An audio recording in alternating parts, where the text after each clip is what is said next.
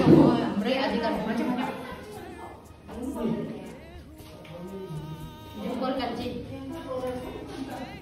अब सुटिङको लागि एउटा गरिहाल्यो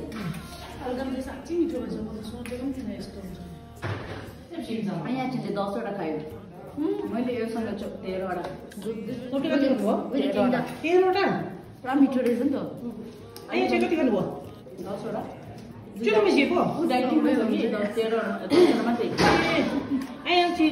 डाइटिङ रहेछ तर 13 वटा खानुभएछ है 10 वटा हो ए 10 वटा यहाँ चाहिँ डाइटिङ छैन 13 वटा 13 वटा है यहाँ चाहिँ कति खानुभयो सुम्चुको